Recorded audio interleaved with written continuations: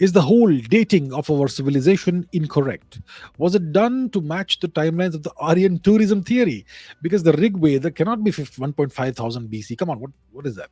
Because of its detail and explanation about the Saraswati River, it must be beyond 5000 BC at least. What are your thoughts on this? So yes, I agree. Look, the it's a straightforward, logical thing.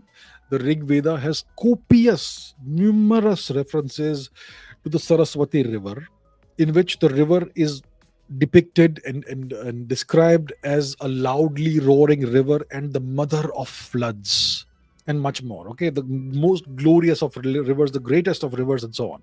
So clearly, it was the largest river in the Indian subcontinent at the time. Now we know where it flowed. I mean, we have satellite imagery and all that tells you where the river once flowed. It is now, it no longer exists. Sadly, Saraswati ji has left us, maybe because we stopped studying too much. But the river, the great river, originated in the Himalayas. It was a In the north, it was a glacial meltwater fed river. In the south, it was as it moved southwards, it became a rain fed river. At the time, the Indian rainy season was much more, uh, much heavier than what it is today. And the great river drained out into the run of Kutch somewhere over here. And if you look at you know maps of the bottom of the ocean, of the topology of the undersea, of the undersea topology of the planet, you will see the drainage channel of the Saraswati in Western India. So it's still there. It was that massive. So we know it was there, and now it no longer exists except in the north, where it does turn up during the monsoon.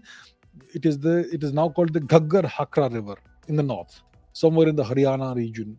But yeah, it no longer flows down south. It Because of the decline of the Indian monsoon, it stopped existing. Now the Rig Veda mentions the Saraswati, I don't know how many dozens of times, maybe more than 100 times, and it is praised as the greatest of rivers. And we know that the Indian monsoon started declining slowly, monotonically from 6000 BC onwards. So 8000 years ago, the decline of the river begins. And we know that it dried out in the southern part of India around 1500 BC.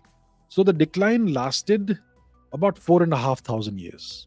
Okay, that's how long it took for the river to genuinely dry out. It was a very slow decline. Now, in the Ramayana, the Saraswati is mentioned as a great river. In the Mahabharata, the Saraswati is mentioned as a river that's drying out. So there's a significant time difference between the Ramayana and the Mahabharata. So the Mahabharata would have happened closer to 1500 BC than to 6000 BC. In the Mahabharata, in the Ramayana would have happened closer to 6000 BC than to 1500 BC. And the Mahabharata would have happened closer to 1500 BC than to 6000 BC. And the Rig Veda clearly predates the Ramayana, by the way. That is known. That is the chronology. So, what that tells you is that the Rig Veda was written closer to 6000 BC and definitely before the Ramayana.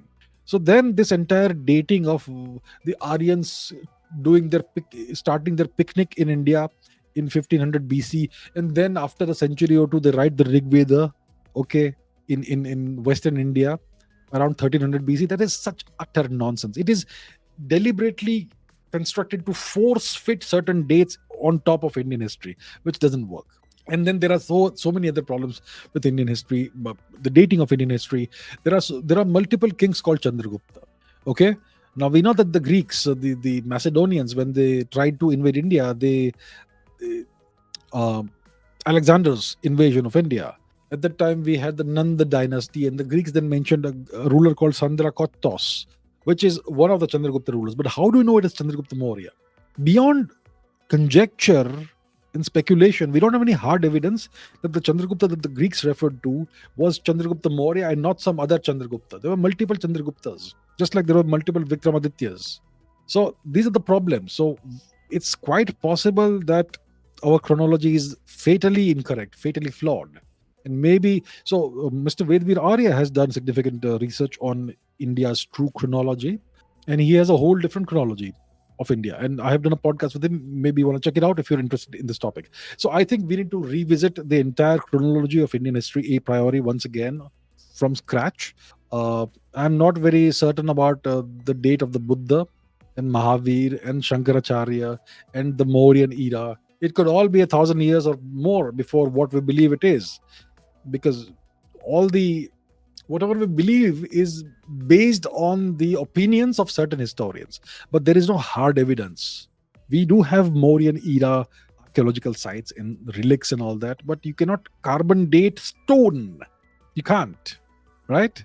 That's why it's very hard to date a temple or date an archaeological monument in a architectural monument. You can't. How do you date it? How do you date stone? Carbon dating. Carbon dating can only be done on anything that contains organic matter. Bones is a good example. Bones, you can carbon date bones, and you can even extract DNA if you're lucky, and so on. But stone doesn't contain organic matter. So how do you carbon date stone? Yeah, sometimes you will find that under a stone there is something left, and maybe it was organic matter from that time. That's something you can assume, but it doesn't prove anything.